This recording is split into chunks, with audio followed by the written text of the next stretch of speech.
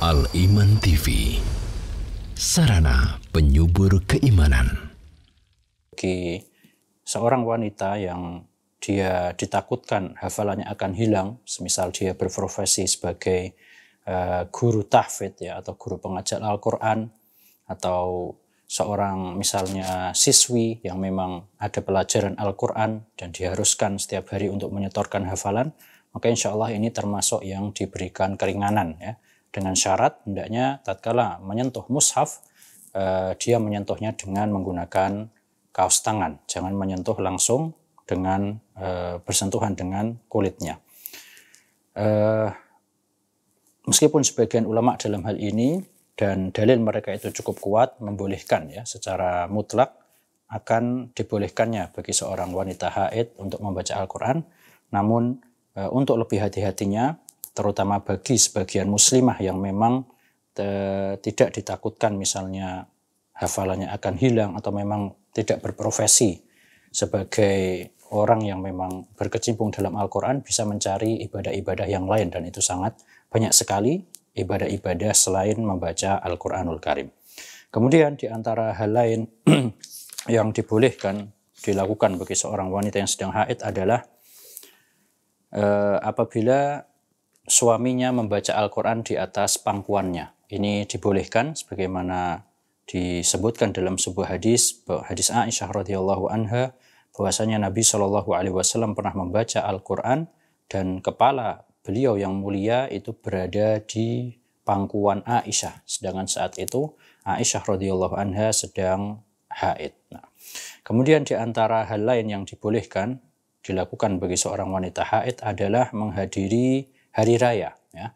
Ini tidak apa-apa, bahkan disunahkan, dianjurkan ya bagi seluruh wanita, termasuk wanita yang sedang haid, untuk keluar menyaksikan atau menghadiri hari raya, dengan syarat mereka adalah menghindari tempat sholat ya. Jadi agak menepi atau tidak bercampur masuk ke tempat sholat ya, sebagaimana hadis ini dijelaskan. Perkara ini dijelaskan dalam hadis bahwasanya Nabi Shallallahu alaihi wasallam memerintahkan agar para wanita, seluruh wanita, bahkan wanita yang dipingit, wanita-wanita yang masih gadis, dan para wanita yang sedang haid untuk keluar menghadiri sholat id agar mereka menyaksikan kebaikan dan dakwah kaum muslimin, dan hendaknya wanita yang sedang haid itu menghindari atau keluar dari tempat sholat ya, jadi menyendiri, tidak bergabung bersama-sama di tempat sholatnya. Kemudian di antara hal lain di sini disebutkan ya, dalam kitab ini disebutkan, yaitu masuk masjid ya. Akan tetapi hal ini sebagaimana kemarin sempat kita bahas dalam tanya jawab, kebanyakan ulama itu melarang ya. Kebanyakan ulama itu melarang seorang wanita haid dari masuk masjid.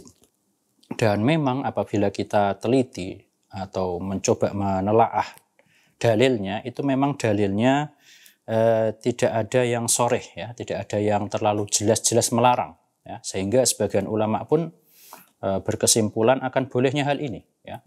Namun untuk hati-hatinya ya, terlebih apabila si wanita ini tidak ada hajat ya, maka hendaknya jangan sampai dia masuk masjid ya, kecuali hanya sekedar melewati, karena itu dibolehkan ya bagi seorang yang junub, sebagaimana dalam ayat disebutkan, dibolehkan apabila melewati masjid karena ada hajat ya. Misalnya dia butuh mengambil sesuatu yang memang harus lewat masjid ya, atau dia butuh untuk ke kamar mandi yang memang harus melalui masjid dulu misalnya ya, maka ini tidak apa-apa, dengan syarat hendaknya dia aman dari mengotori masjid ya. Jadi aman dari mengotori masjid, hanya sekedar lewat, maka ini insya Allah tidak apa-apa. Adapun kalau berdiam di situ, maka kembali lagi bahwasanya pendapat kebanyakan ulama itu tidak boleh. Di antara dalilnya adalah sebuah hadis, meskipun hadisnya termasuk diperselisihkan kesahihannya, adalah hadis la uhillu al-masjida li haidin wala junubin ya. Kata Nabi SAW, aku tidak memperbolehkan masjid itu bagi orang yang sedang haid ataupun orang yang sedang junub ya. Kemudian yang kedua adalah dikiaskan ke orang yang sedang junub, meskipun memang Sebagian ulama menganggap kias ini kias yang tidak tepat ya, karena orang yang junub itu bisa segera menghilangkan hadasnya ya dengan cara langsung dia mandi ya. Sedangkan wanita yang haid itu lama ya, jadi kadang waktunya itu lama dan dia tidak bisa seenaknya bisa menghilangkan hadas tersebut ya. Jadi sebagian ulama mengatakan pengkiasan wanita haid dengan wanita junub itu dengan orang yang sedang junub itu kurang tepat. Dan di sana ada hadis lain ya, hadis yang belum lama ini kita sebutkan, yaitu hadis tentang hendaknya wanita yang haid itu agak keluar dari tempat sholat ketika Idul Fitri atau Idul Adha ya. Ini salah satu dalil yang dijadikan oleh jumhurul ulama yang berpendapat bahwasanya wanita haid itu jangan berdiam diri di masjid, yaitu hadis wal ya'tazilna al musalla. Di situ disebutkan wanita yang haid itu diperintahkan untuk menghadiri hari raya Id, namun mereka menjauhi tempat sholat ya. Demikianlah, dan ini insya Allah pendapat yang lebih hati-hati, terutama apabila memang tidak ada hajat bagi wanita tersebut untuk masuk ke dalam masjid. Wallahu a'lam. Kaum muslimat yang dirahmati Allah Azza wa Jalla, kemudian di antara hal lain yang dibolehkan dilakukan oleh wanita haid adalah menyuapi suaminya ya. Jadi dalam hadis disebutkan bahwasanya Aisyah radhiyallahu anha pernah minum dari gelas ya, sedangkan saat itu beliau dalam keadaan haid. Kemudian Aisyah menyerahkan gelas yang dipakai untuk minum tadi kepada Nabi Shallallahu Alaihi Wasallam, maka beliau pun minum dari gelas yang dipakai Aisyah ya. Jadi memakai bekas minumnya Aisyah radhiyallahu anha ya, dan beliau meletakkan mulutnya tepat di tempat Aisyah minum ya. Dan kemudian juga dalam suatu kesempatan yang lain Aisyah pernah makan daging ya, menggigit daging dalam keadaan saat itu beliau sedang haid, kemudian daging itu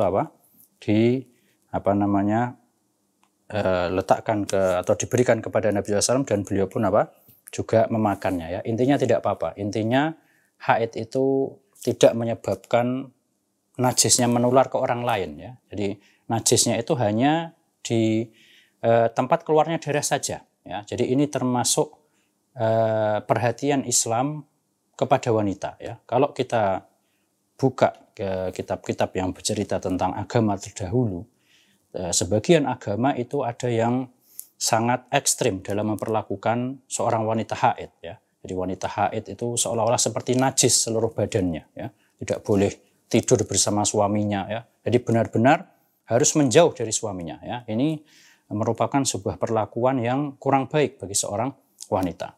Di agama yang lain sebaliknya, terlalu bermudah-mudahan dalam masalah haid ya. Jadi agama Islam itu berada di tengah-tengah ya. Jadi wanita haid itu punya batasan-batasan yang tidak boleh dilakukan padanya ya, seperti misalnya menggaulinya dan sebagainya. Namun juga Islam tidak menganggap wanita yang haid itu adalah najis seluruh badannya ya. Jadi yang najis itu hanya tempat keluarnya darah saja. Wallahu a'lam.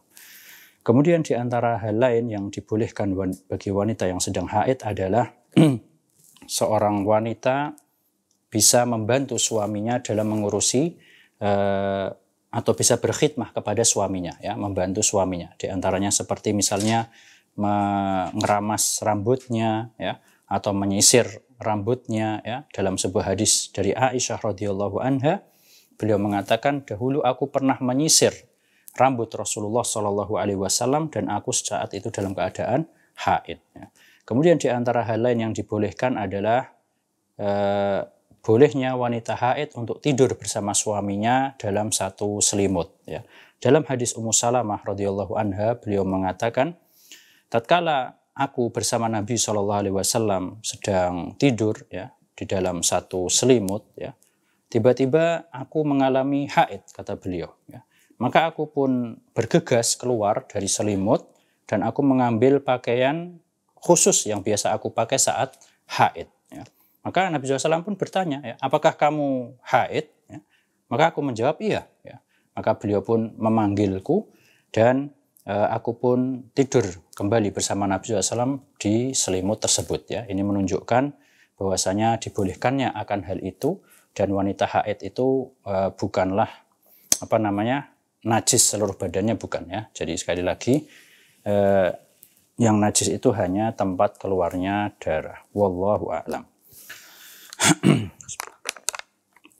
Kaum muslimat yang dirahmati Allah Azza wa Jalla, kemudian setelah kita selesai membahas tentang haid, kita akan coba membahas tentang damun nifas, ya, yaitu darah nifas. Di sini disebutkan pengertian dari nifas adalah ad-damul khariju bisababil wiladah, ya, yaitu adalah darah yang keluar yang disebabkan karena persalinan, ya.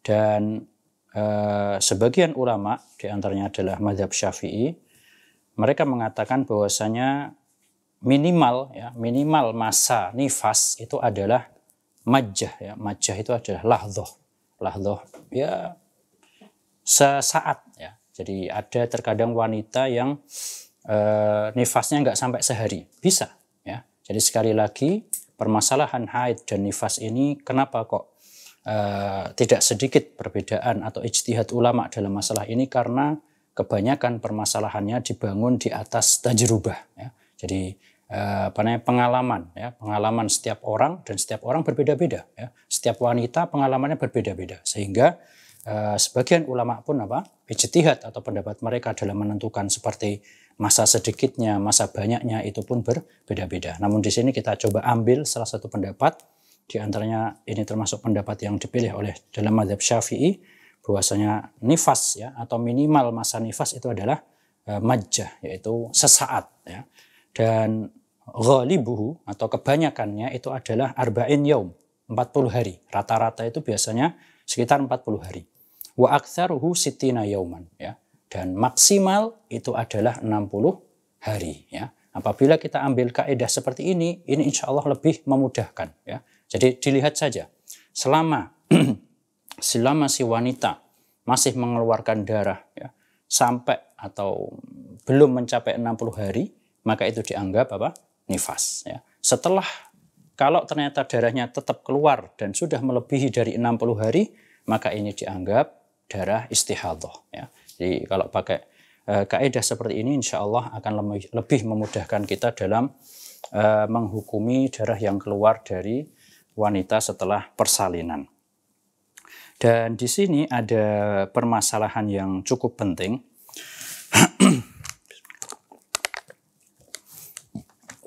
yaitu apabila ada suatu masa suci yang keluar di tengah-tengah 60 hari, ya. Jadi misalnya wanita sedang nifas, habis itu tiba-tiba suci sehari atau 2 hari, ya. Tapi belum sampai batas 60 hari. Mungkin pas hari ke 40, ya, atau pas hari ke 55, ya, suci sehari atau 2 hari.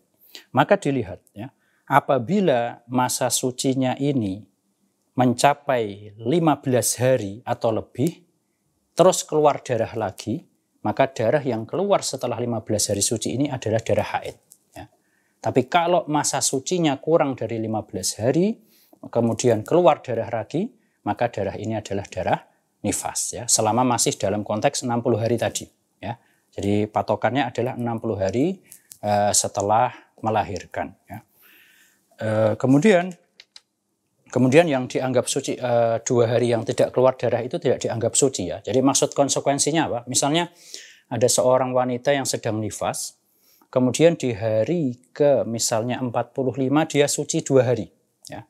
Kebetulan pas bertepatan dengan puasa Ramadan. Lalu dia puasa 2 hari terus keluar darah lagi, ya. Selama masa sucinya ini tidak sampai atau kurang dari 15 hari dan belum melebihi 60 hari dari masa kelahiran, maka 2 hari yang darah tidak keluar ini tidak dianggap masa suci, ya. Alias puasa yang dia lakukan nanti tetap harus diqadha, karena itu dia masih dalam keadaan nifas seperti itu. Dan kemudian poin yang kedua, ya, apabila masa suci datang setelah 60 hari, ya. Jadi nifas sampai 60 hari, terus berhenti darah, ya. Misalnya hanya setengah hari, misalnya setengah hari atau 1 hari, terus keluar darah lagi besoknya, maka darah yang keluar ini dianggap haid. Ya. Jadi selama masa suci itu keluar setelah lebih dari 60 hari, meskipun hanya sehari atau setengah hari, terus keluar darah besoknya, maka darah ini adalah darah haid dan bukan darah nifas. Wallahu a'lam. Kemudian di antara poin yang perlu dibahas di sini adalah di antara dalil yang mengatakan bahwasanya rata-rata atau kebanyakan nifas itu adalah 40 hari adalah sebuah hadis dari Ummu Salamah, meskipun hadisnya ini termasuk diperselisihkan keabsahannya. Jadi di sini disebutkan bahwasanya dahulu para wanita yang sedang nifas pada zaman Nabi SAW itu mereka biasa duduk ya atau berdiam selama 40 hari atau 40 malam ya. Ini yang dijadikan dalil bahwasanya rata-rata wanita nifas adalah 40 hari. Kemudian juga di sini disebutkan bahwasanya para ulama berijma bahwasanya nifas itu seperti haid ya. Di seluruh keadaannya, maksudnya yang dibolehkan dan yang diharamkan ya. Jadi misalnya wanita haid menurut jumhur ulama tidak boleh baca Quran, begitu pula wanita nifas ya. Wanita haid tidak boleh tawaf, tidak boleh puasa, tidak boleh sholat, begitu pula apa? Wanita nifas. Wanita haid boleh suaminya boleh bersenang-senang dengan dia selama tidak di tempat keluarnya darah ya. Maka begitu pula wanita yang sedang nifas. Jadi hukumnya sama seperti itu. Yang membedakan apa? Yang membedakan adalah masalah iddah ya. Masalah iddah apabila seseorang dicerai ya, dicerai atau wafat suaminya ya. Karena kalau nifas itu tidak bisa dijadikan patokan dalam bercerai ya, karena kalau nifas ini kan patokannya adalah dengan lahirnya janin tersebut ya. Jadi misalnya ada wanita yang kemudian dicerai saat hamil, maka iddahnya adalah begitu selesai melahirkan ya.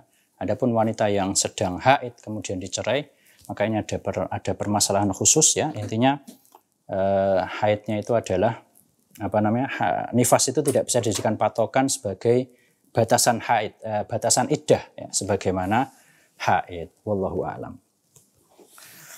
Kemudian kaum muslimat yang dirahmati Allah Azza wa Jalla, setelah itu kita coba membahas tentang damul istihadah atau darah istihadah.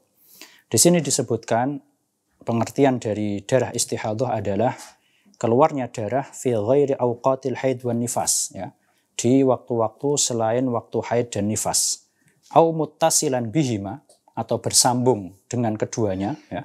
Kalau sudah sampai melebihi batas maksimal maka dianggap darah istihadah. Seperti dalam masalah haid itu adalah maksimalnya 15 hari.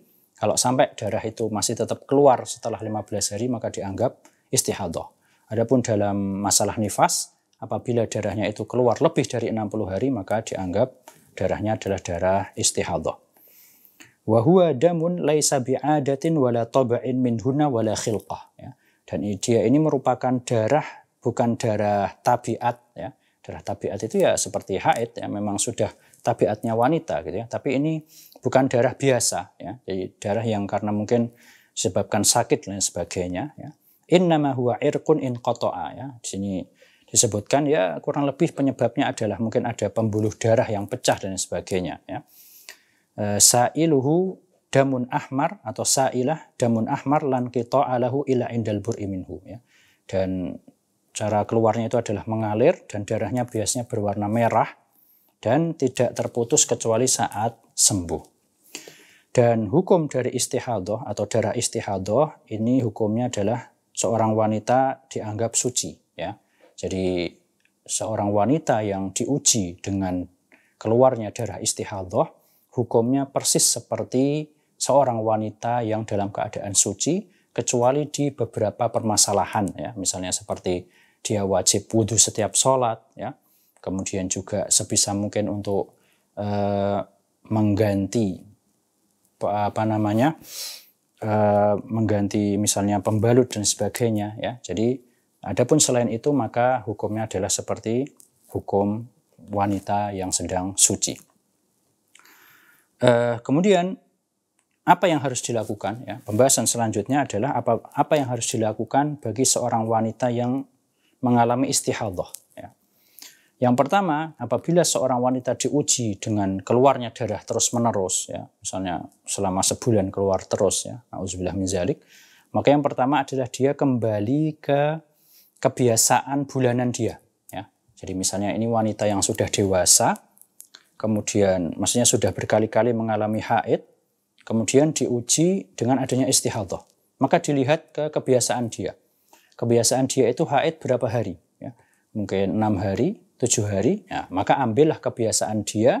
Adapun setelah itu dianggap apa? Istihadhah. Jadi misalnya dalam 1 bulan seorang wanita biasa haid 7 hari katakan. Ya. Maka dia ambil 7 hari ini dianggap haid. Ya. Dia nggak sholat, dia nggak puasa, dan seolah-olah seperti sedang haid. Setelah melewati 7 hari ini, maka dia anggap darah yang keluar itu adalah darah istihadhah dan dia kembali lagi seperti keadaan sebelum haid, yaitu ya keadaan seperti wanita suci pada umumnya. Ya. Itu yang pertama, yaitu kembali ke kebiasaan waktu haidnya. Yang kedua, kalau misalnya dia adalah seorang wanita yang nggak punya kebiasaan haid, ya. Jadi kadang 7 hari, kadang 6 hari, kadang 10, jadi nggak punya kebiasaan haidnya itu berapa hari, nggak ada pastinya. Ya. Maka cara yang kedua yaitu dengan cara at-tamyiz. Ya. Tamyiz ini adalah kalau dia bisa membedakan antara mana darah haid dan mana yang tidak. Ya. Jadi selama dia melihat, oh darahnya ini seperti darah haid, maka anggap dia sedang haid. Ya. Kalau darahnya berbeda, ya, warnanya berbeda, tadi disebutkan merah seperti itu, maka ini adalah darah istihadhah.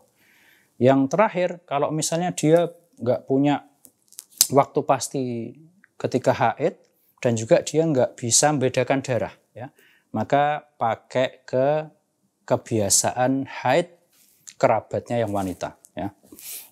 Jadi dia lihat, ya, mungkin yang mengalami istihadhah ini adalah seorang wanita yang baru balik misalnya. Ya.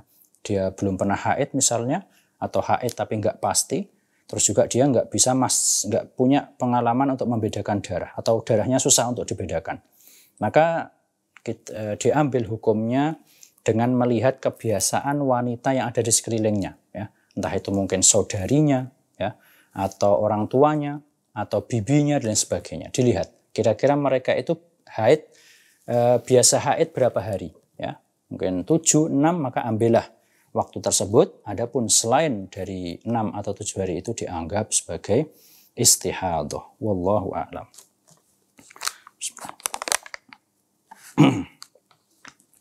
Kaum muslimat yang dirahmati Allah Azza wa Jalla, berkaitan dengan hukum-hukum istihadhah, di sini disebutkan, yaitu atau di sini kami ingin menyampaikan atau memaparkan tentang hukum apakah seorang wanita yang sedang istihadhah itu wajib mengganti pakaian yang terkena darah atau tidak, ya. Karena sebagaimana kita ketahui, mungkin agak susah, ya. Jadi wanita yang istihadhah disebutkan dalam kitab-kitab fikih ini, kalau mereka harus ganti, ya, memang pada asalnya hukum darah adalah najis, ya. Jadi kalau mereka harus ganti setiap saat, ini akan susah sekali, ya. Sedangkan agama Islam ini datang dengan di antara sifatnya adalah apa? Memudahkan bagi pemeluknya. Maka tentang masalah ini, yaitu apakah setiap sholat dia harus mengganti pakaiannya atau tidak yang terkena darah istihadhah, maka di sini ada kami nukilkan ada 2 pendapat. Di antaranya adalah pendapat Syafi'iyah. Syafi'iyah berpendapat wajib, ya. Jadi wajib bagi seorang wanita untuk mengganti pakaiannya kalau sudah terlihat memang darahnya itu banyak, ya. Jadi misalnya ada seorang wanita yang dia diuji dengan darah istihadhah, kemudian dia pakai pembalut, ya. Maka dilihat apabila pembalut tersebut itu sudah terlihat penuh darahnya, ya, maka menurut di dalam pembahasan fikih disebutkan kalau sudah terlihat sampai samping-sampingnya ya, jadi menunjukkan sudah terkumpul banyak darahnya di pembalut tersebut, maka ini harus diganti ya, harus diganti setiap sholat, ganti seperti itu ya. Dan insya Allah pada zaman sekarang ini bukan suatu hal yang susah ya, di zaman yang alhamdulillah Allah mudahkan bagi kaum muslimat untuk membeli hal-hal seperti ini ya. Berbeda dengan zaman dahulu yang bahkan sebagian sahabiat itu punya baju khusus yang digunakan untuk haid ya. Jadi menunjukkan betapa perkara duniawi mereka ini sangat kasihan gitu loh ya. Jadi kalau zaman sekarang insya Allah meskipun kita ambil pendapat yang mengatakan wajib mengganti pembalut saat setiap sholat pun insya Allah ini bukan suatu hal yang susah ya.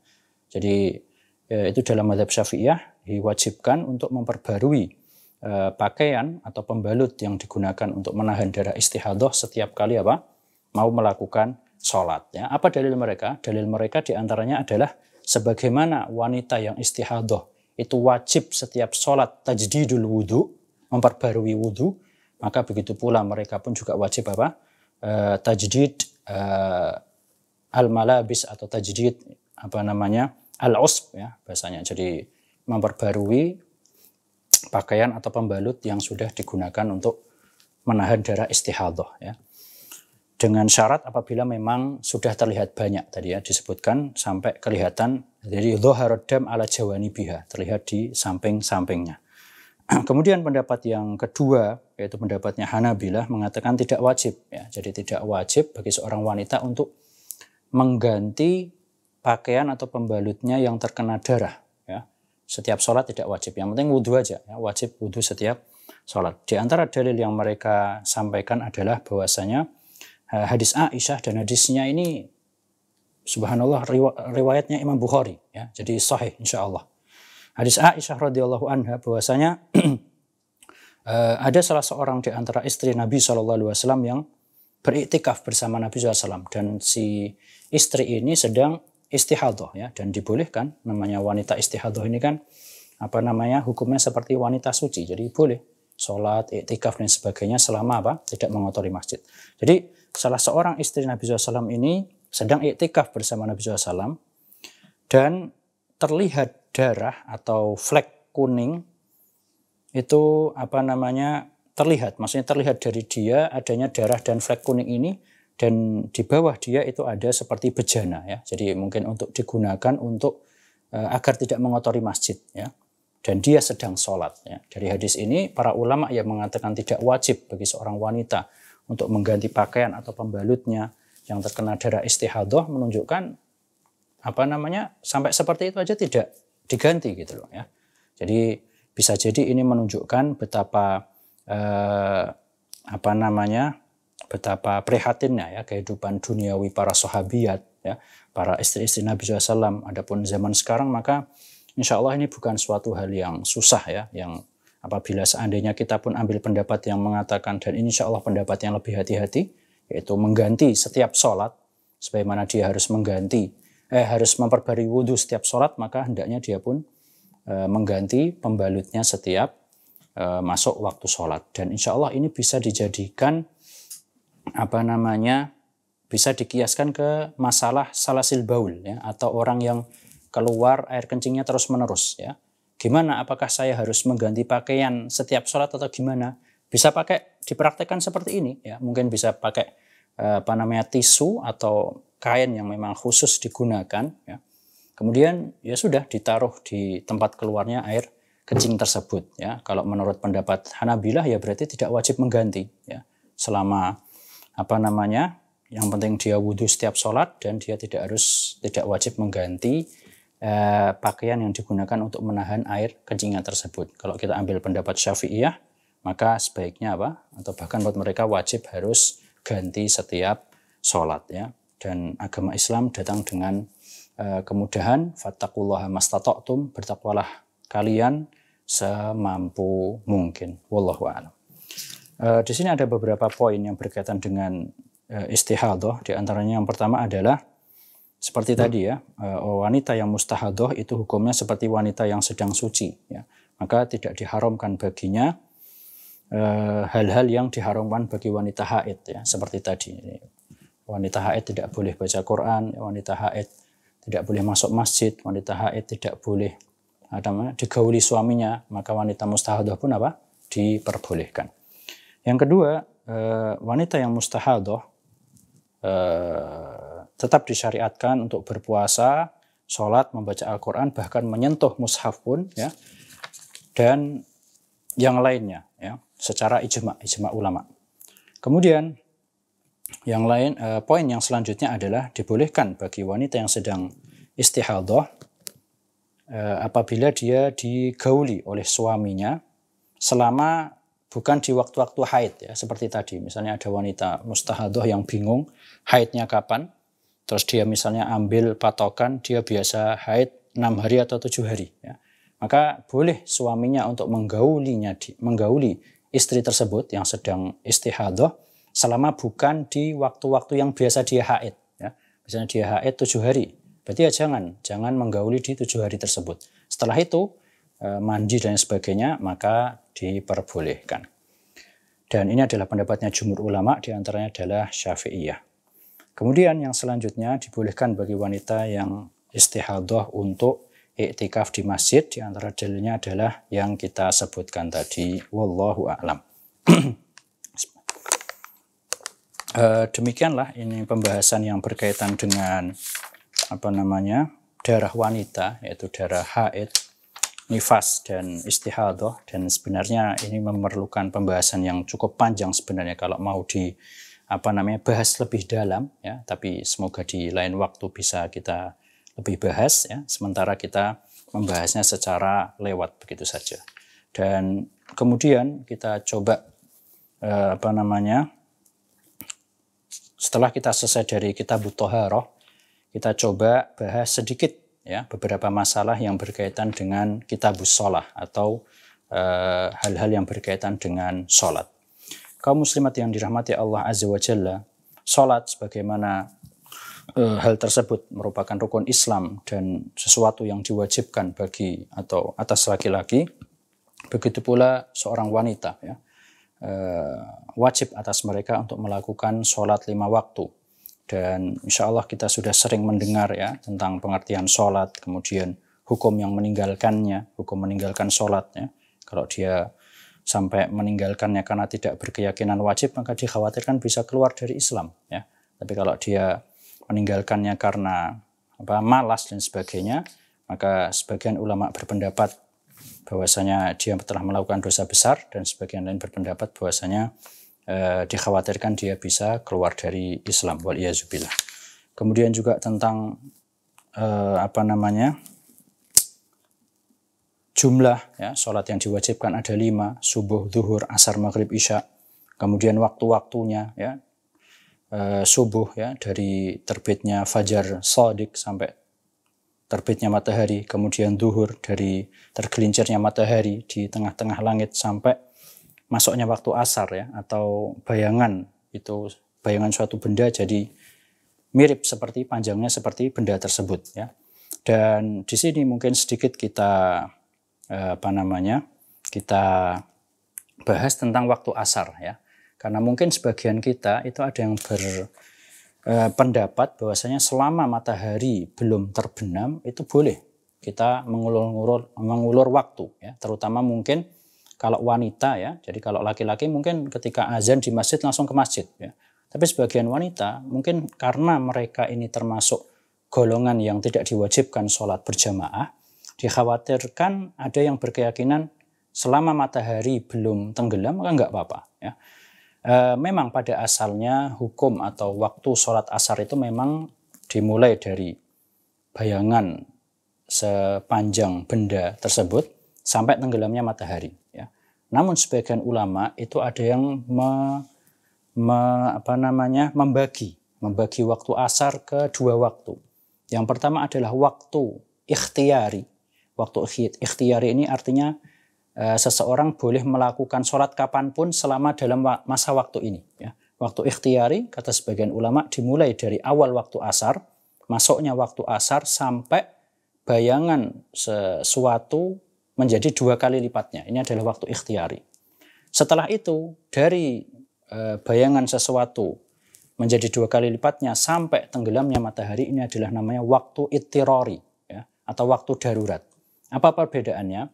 Seseorang tidak boleh dengan sengaja mengulur-ngulur waktu asarnya selama dia bisa melakukannya di waktu ikhtiari masuk ke waktu ittirari. Ya. Katakanlah mungkin waktu ittirari sekitar jam 5 gitu ya, atau jam 5 lebih 10 lah ya. Maka kalau seseorang bisa melakukan sholat asar di sebelum waktu ittirari, sebelum waktu darurat, ya, harus dia lakukan saat itu juga. Nggak boleh dia sengaja mengakhirkan waktu asar sampai waktu ittirari, meskipun itu masih masuk waktu asar. Ya. Ini adalah pendapat sebagian ulama, dan untuk hati-hatinya kita tidak boleh ya mengakhir-akhirkan waktu asar, apalagi sampai masuk ke waktu darurat, waktu ittirari, ya, apalagi juga namanya bersegera dalam sholat, ini termasuk amalan yang dicintai oleh Allah, ya, sholat di awal waktu. Kemudian juga namanya perintah itu harusnya segera dilakukan, ya, karena seseorang tidak tahu apakah setelah itu akan ada penghalang atau tidak, ya. Bisa jadi kita tidak tahu apakah masih hidup setelah itu atau tidak, ya. Atau mungkin setelah itu nauzubillah min dzalik sakit dan sebagainya, atau mungkin setelah itu kemudian datang haid, ya, yang menyebabkan harus mengqadha salat, ya. Jadi sebaiknya bagi kita tatkala sudah datang awal waktu, selama bisa dilakukan salat, maka hendaknya segera dilakukan. Kemudian waktu yang kedua yang mungkin bisa kita bahas dalam masalah ini adalah waktu maghrib, ya. Jadi waktu maghrib ini sebenarnya sangat pendek sekali. Ya. Di antara hal yang menunjukkan betapa pendeknya waktu maghrib adalah hadis Jibril yang mengajarkan sholat Rasulullah SAW. Jadi Jibril itu datang kepada Nabi SAW ngajarkan waktu sholat itu 2 hari. Ya. Hari pertama Jibril datang di awal waktu, hari kedua Jibril datang di akhir waktu. Ya. Kemudian Jibril mengatakan, ya Muhammad, as-salatu baina hadaini al-waqtain, ya. Salat itu adalah di antara 2 waktu ini, ya. Jadi di hari pertama Jibril nerangkan awal waktunya di sini, hari kedua Jibril datang di akhir waktu menunjukkan ini akhir waktu salat. Yang menarik ketika datang di waktu maghrib, ya, di hari pertama dan hari kedua itu Jibril datangnya di waktu yang sama, ya. Kata para ulama, ini menunjukkan bahwasanya salat maghrib itu waktunya waktunya pendek, ya, dibandingkan sholat-sholat yang lainnya. Sehingga bagi kita, ya, dan juga kaum muslimat, hendaknya tidak mengulur-ngulur waktu maghrib. Wallahu a'lam. Kemudian di antara hal lain yang mungkin bisa kita bahas adalah masalah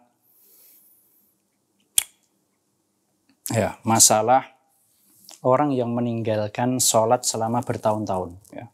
Kemudian dia bertaubat, maka apa yang harus dia lakukan, ya. Jumhurul ulama, kebanyakan ulama berpendapat bahwasanya wajib bagi orang yang dia dengan sengaja meninggalkan sholat selama bertahun-tahun, wajib bagi dia untuk mengqadhanya, ya. Terus gimana kalau nggak tahu, ya? Dikira-kira, ya. Kira-kira itu berapa tahun dia meninggalkannya, ya. Oh 10 tahun, oh 5 tahun, ya sudah, ya. Dikalikan, ya.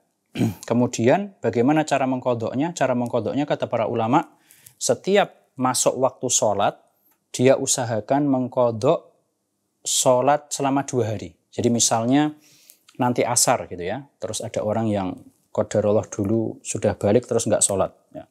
Maka ketika masuk waktu asar, dia pertama karena ikut sholat berjamaah, ya, misalnya seorang laki-laki, ya, kalau seorang perempuan berarti mengqadha dulu baru sholat asar yang sekarang, ya. Jadi sholat asar bersama berjamaah dulu, kemudian setelah itu sholat 4 rakaat terus 4 rakaat lagi. Jadi melakukan sholat asar yang ditinggalkan selama 2 hari itu kalau bisa, ya. Tapi kalau seperti ini dikhawatirkan bisa mengurangi waktunya dalam mencari ma'isyah dan sebagainya, maka kata para ulama cukup mengqadha 1 hari, ya. Jadi setiap misalnya habis sholat asar, sholat 4 rakaat lagi diniatkan mengqadha sholat yang dulu pernah tinggalkan seperti itu. Terus dikira-kira berapa tahun itu cara mengqadha menurut jumhur ulama. Meskipun sebagian ulama diantaranya seperti Ibnu Taimiyah rahimahullah mengatakan orang yang pernah meninggalkan sholat secara sengaja, ya, maka cara bertaubatnya ya cukup bertaubat saja. Ya. Dan permasalahan ini para jemaah dirahmati Allah Azza wa Jalla sebenarnya bisa dibangun di atas perbedaan pendapat tentang masalah apakah orang yang meninggalkan sholat secara sengaja, kemudian juga dalam waktu yang lama itu keluar dari Islam atau tidak. Ya. Kalau yang berpendapat hal itu bisa mengeluarkan dari Islam, ya, sekarang orang bukan Muslim kan nggak wajib sholat, ya. Jadi tinggal bertaubat, masuk Islam, sholat lagi seperti itu. Tidak perlu diqadha, karena aslan dia dulu apa? Tidak Muslim seperti itu. Ya. Tapi jumhur ulama yang mereka berpendapat bahwasanya meninggalkan sholat hukumnya adalah dosa besar, ya, mewajibkan untuk mengqadha sholat. Wallahu a'lam. Jadi kalau mau hati-hatinya ya tentu pendapat jumhur, ya. Tapi kalau mungkin sebagian kita ada yang ambil pendapat sebagian ulama yang mengatakan tidak perlu mengqadha, ya silahkan. Karena dalilnya juga cukup kuat, ya. Dalil ulama yang mengatakan meninggalkan sholat secara sengaja, apalagi sampai bertahun-tahun lamanya, itu tidak perlu diqadha, itu pun juga cukup kuat. Ya. Seorang bisa melihat mana yang lebih kuat dalilnya, atau dia bisa mengikuti ulama, ya, ulama yang diidolakan, dia bisa taklid dan mengikuti mereka. Wallahu a'lam. Kemudian tentang permasalahan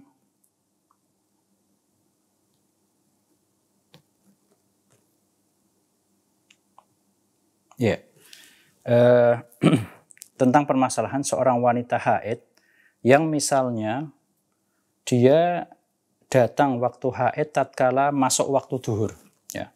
Jadi misalnya pas masuk waktu, atau misalnya ini asar, ya. Jadi nanti habis asar kemudian 10 menit lah, ya. 10 menit itu kan cukup untuk melakukan 1 rakaat, ya. Kemarin sudah kita jelaskan patokan seorang wanita yang haid itu harus mengqadha sholat atau tidak adalah apabila sudah masuk waktu dan bisa dikerjakan 1 rakaat sholat tersebut, ya.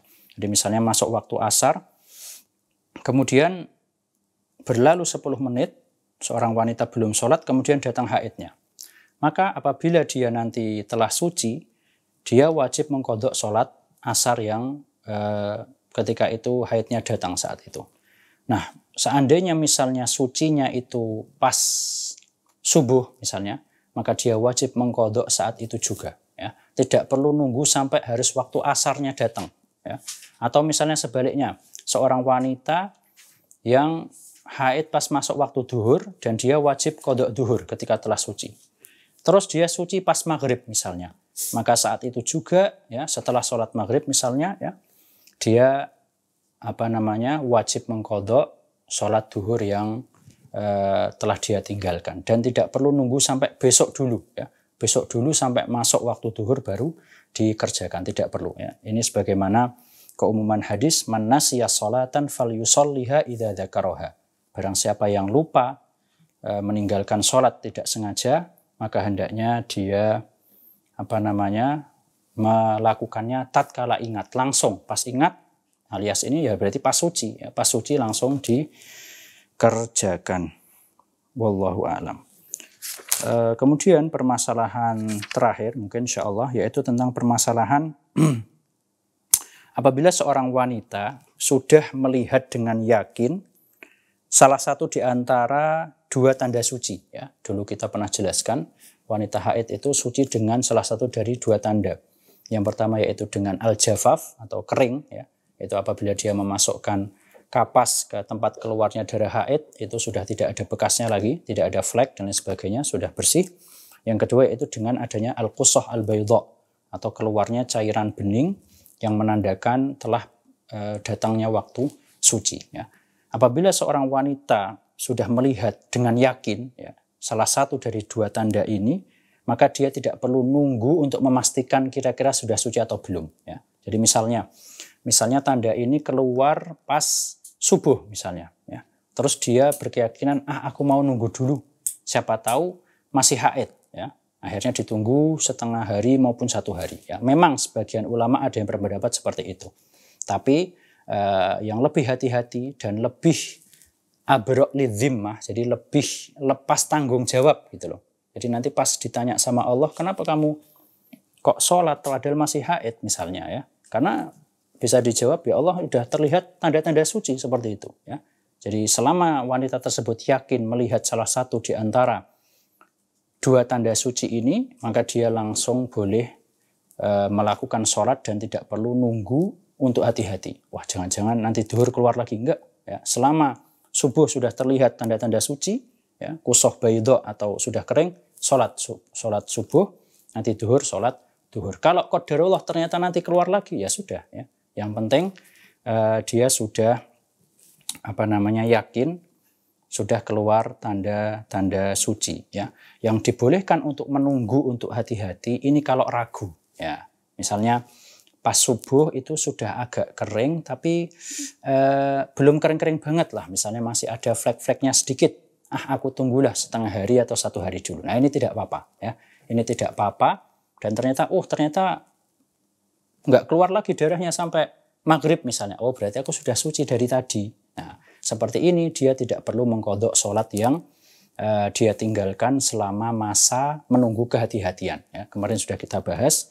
Jadi ini kalau perkaranya masih ragu-ragu. Ya, udah suci atau belum ya? Coba tunggu dulu setengah hari atau 1 hari. Nah, ternyata benar-benar sudah suci, maka ini tidak perlu mengqadha sholat. Ya. Tapi kalau dari awal sudah yakin, sudah ada salah satu dari 2 tanda suci tersebut, maka dia tidak perlu menunggu untuk kehati-hatian. Wallahu a'lam. Demikianlah yang dapat disampaikan dalam kesempatan kali ini. Apabila ada yang salah maka itu datangnya dari kurangnya ilmu saya, dan yang benar dari Allah Azza wa Jalla. Wallahu a'lam.